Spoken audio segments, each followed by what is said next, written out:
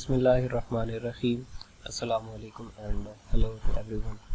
So welcome to my channel.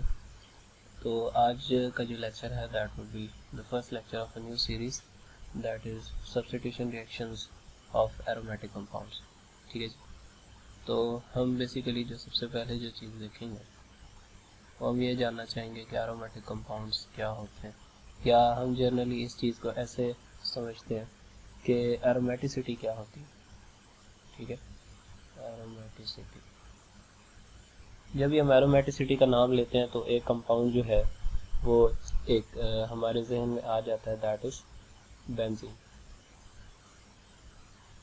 So we say benzene is aromatic. ठीक है, जो generally पढ़ा भी यही जाता है. Okay, so what is aromaticity. तो अगर हम जनरली एक केमिस्ट्री की बात करें तो उसमें यही डेफिनेशन लिखी जाती है कि एरोमेटिसिटी जो है that is basically they will concern that with aroma smell. ठीक है, लेकिन इतना जो है उस चीज़ को पढ़ना मेरे ख्याल से वो बेटर नहीं है. तो हम इसको थोड़ा बहुत डिटेल में हम कुछ कंडीशंस देखते हैं that are required for aromaticity. So what will say is the first condition for aromaticity is will say cyclization. That a compound must be in cyclic form. Okay, a compound must be in cyclic form, like you are seeing this structure over here of benzene. So this is in cyclic form. We can say what is another cyclic form. This is like a cyclic form. ठीक है, तो जिसमें क्या हो कि एक side जो है वो दूसरी साइड से हम कहते हैं कि पूरा साइकिल बना हुआ हो बॉन्ड्स का. ठीक है जी. अच्छा, the second condition what we'll say about aromaticity is, this is very important, this is conjugation. ठीक है जी. हम कॉन्जुगेशन को जब स्टडी करते हैं तो इस चीज़ को सिर्फ इस चीज़ के साथ कंसर्न नहीं करना चाहिए कि conjugation is the presence of alternate double bonds. ठीक है, क्योंकि ये गलत होगा. क्योंकि हम कुछ ऐसे एरोमेटिक कंपाउंड्स भी देखते हैं जिसके अंदर लेट्स से ये कंपाउंड है पायरोल का. ठीक है जी. तो यहाँ पर अगर आप देखें तो दो ही डबल बॉन्ड्स हैं और यहाँ पर नाइट्रोजन के ऊपर एक लोन पेयर प्रेजेंट है. ठीक है जी. लेकिन ये कंपाउंड भी स्टिल एरोमेटिक है. और ये कंपाउंड के एरोमेटिक होने की मेन वजह क्या है?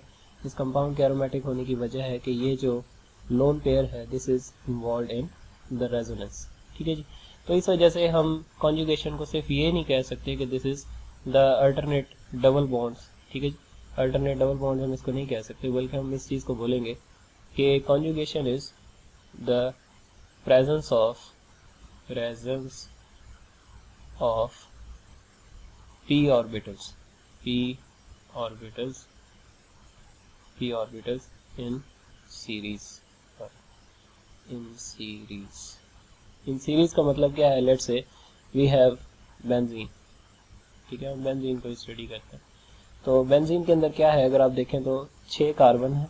6 कार्बन के हर कार्बन के दरमियान क्या है? सिंगल बॉन्ड प्रेजेंट है. लेकिन वहाँ पर एक जो है इस तरह का सिचुएशन भी प्रेजेंट होता है जिसको हम कहते हैं कि इसके अंदर अल्टरनेट डबल बॉन्ड्स हैं.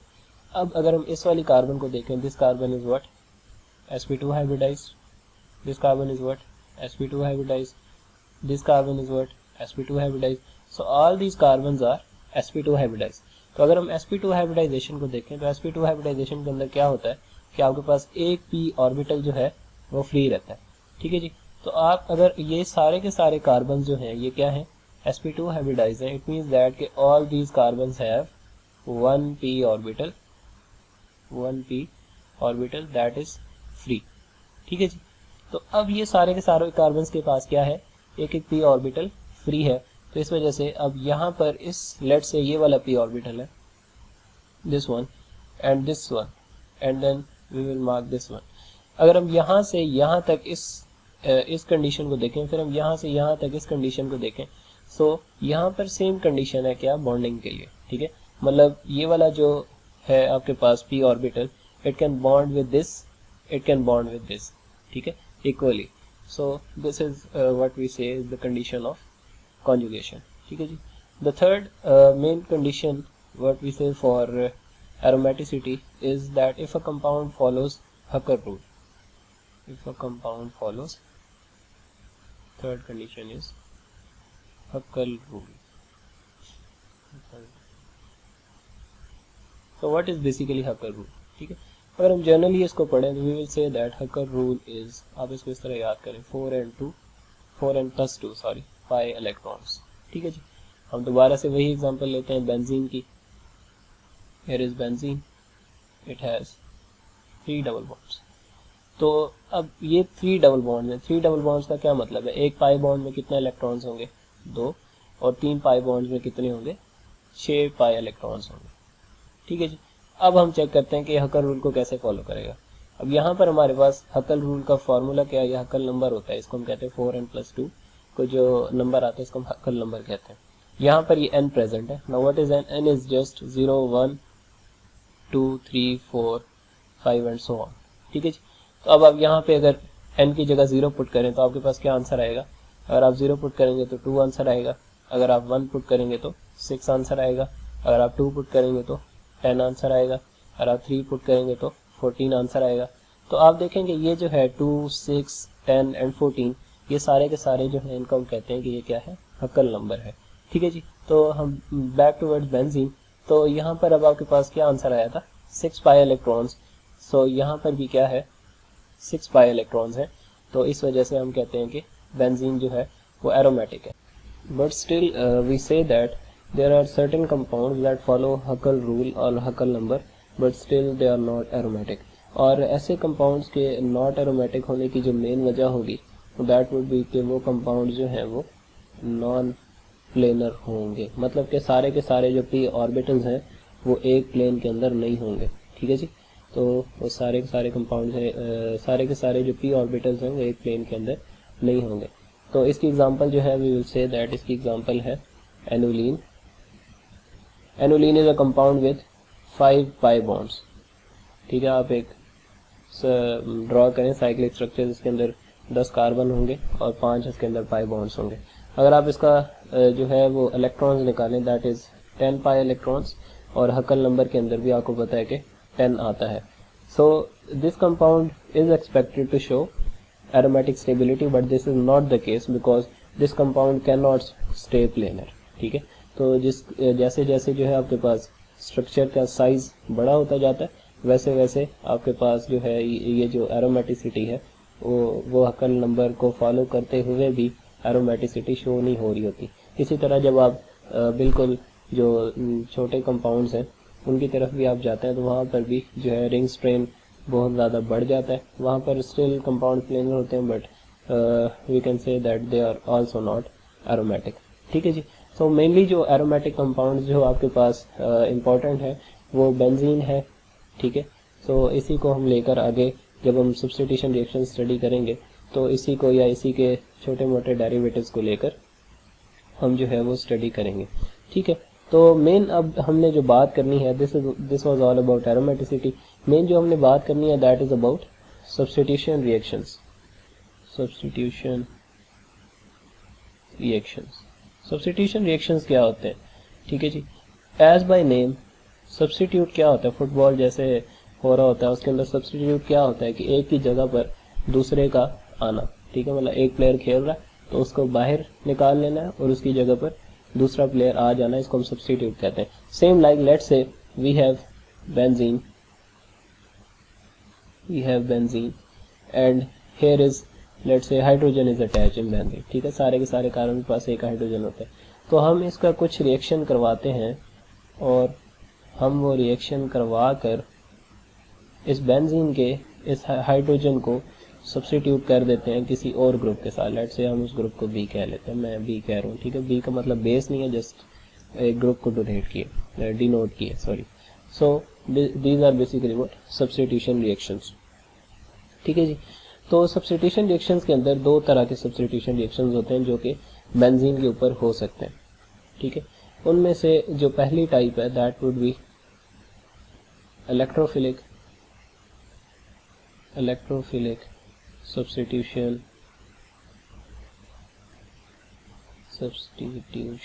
रिएक्शंस और जो सेकंड टाइप है that is nucleophilic substitution reactions. ठीक है जी. इलेक्ट्रोफिलिक सब्स्टिट्यूशन रिएक्शंस और न्यूक्लियोफिलिक सब्स्टिट्यूशन रिएक्शंस. दोनों होंगे substitution reaction he, but main फ़र्क क्या होगा? मेन फ़र्क होगा कि आपके पास बेंजीन रिंग के ऊपर जो सब्स्टिट्यूट आके लग रहा है दैट वुड बी डिफरेंट, ठीक है। तो फर्स्ट कैटेगरी के अंदर जो आपके पास सब्स्टिट्यूट आकर लगेगा that would be an electrophile and in second case जो आपके पास सब्स्टिट्यूट आके लगेगा that would be a nucleophile, ठीक है जी। तो इलेक्ट्रोफाइल क्या होता है? Electrophile we can say is that it is electron deficient species, ऐसी स्पीशी जिसके ऊपर पॉजिटिव चार्ज होगा। और न्यूक्लियोफाइल क्या होगा? ऐसी स्पीशी जिसके ऊपर नेगेटिव चार्ज होगा। तो आप इसको इस तरह से डिनोट करते हैं, ठीक है जी। तो आप इलेक्ट्रोफाइल के चार्ज और न्यूक्लियोफाइल के चार्ज को देखकर ये चीज़ अगर आपके जहन में एक जर्नल मैकेनिज्म है तो आपको पता होना चाहिए कि हमेशा क्या होता है कि पॉजिटिव चार्ज जो है वो नेगेटिव चार्ज जो है वो आकर पॉजिटिव के ऊपर नेगेटिव चार्ज जो है वो आके क्या करता है? पॉजिटिव के ऊपर अटैक करता है, ठीक है जी। और दूसरा क्या होगा कि आपके पास जो न्यूक्लियोफाइल के अंदर क्या होगा कि ये न्यूक्लियोफाइल है, इट मीन्स दैट के इसने अटैक करना होगा बेंजीन रिंग के ऊपर, ठीक है। तो पहली कैटेगरी के अंदर क्या होगा कि बेंजीन रिंग जो है वो अटैक करेगा जो बाहर से आने वाली स्पीशी है, और सेकंड के अंदर क्या होगा कि जो बाहर से आने वाली स्पीशी है that would attack on benzene, ठीक है, that would attack on benzene, ठीक हो गया जी। इन जनरल जो है हमें देखने में भी यहाँ पर ऐसे लग रहा है कि जैसे जो न्यूक्लियोफिलिक सब्स्टिट्यूशन रिएक्शंस हैं that would be easy, but they are very difficult to take out, क्योंकि जब भी एक नेगेटिवली चार्ज स्पीशी बेंजीन के ऊपर जाता है तो आपको पता है कि बेंजीन के ऊपर पहले से ही एक इलेक्ट्रॉन का पूरा क्लाउड जो है वो प्रेजेंट है, ठीक है, पाई इलेक्ट्रॉन्स का। जैसे हमने अभी स्ट्रक्चर ड्रॉ किया था वहाँ पर हमने देखा था कि इलेक्ट्रॉन का एक पूरा क्लाउड है पी ऑर्बिटल्स का जो आपस में बॉन्डेड है, तो वो रिएक्शन जो है वो ज़्यादा डिफिकल्ट होते हैं। खैर टाइम आने पर इंशाल्लाह हम उसकी डिटेल में भी जाएंगे। So what we will start is today as a general introduction we will start electrophilic substitution reactions, और मैं जस्ट आज उनके मेन जो 4 स्टेप्स हैं वो लिखवा देता हूँ जर्नली, फिर हम जब रिएक्शन स्टार्ट करेंगे तो हम उनको डिटेल में पढ़ेंगे। इलेक्ट्रोफिलिक सब्स्टिट्यूशन रिएक्शंस, तो इलेक्ट्रोफिलिक सब्स्टिट्यूशन रिएक्शंस के जो हैं वो मेन 4 स्टेप्स होते हैं, मेन 4 स्टेप्स होते हैं। पहले स्टेप के अंदर आप क्या करते हैं? यू जेनरेट एन इलेक्ट्रोफाइल, ठीक है, मतलब कि आप एक पॉजिटिवली चार्ज स्पीशी जो है वो जेनरेट करते हैं। In second step a pi complex is form, pi complex is formed. मैं तीसरा स्टेप लिखता हूँ फिर मैं आपको डिफरेंस बताता हूँ। In third step sigma complex is formed, and in fourth step departure of hydrogen takes place, ठीक है जी। सो फर्स्ट स्टेप का तो मैंने बता दिया कि इलेक्ट्रोफाइल क्या होगा, पॉजिटिवली चार्ज स्पीशी की क्रिएशन जो है वो आप पहले स्टेप में करेंगे। सेकंड स्टेप में मैंने 2 टर्म्स सेकंड और थर्ड में लिखी हैं, one is pi complex and the second is sigma complex.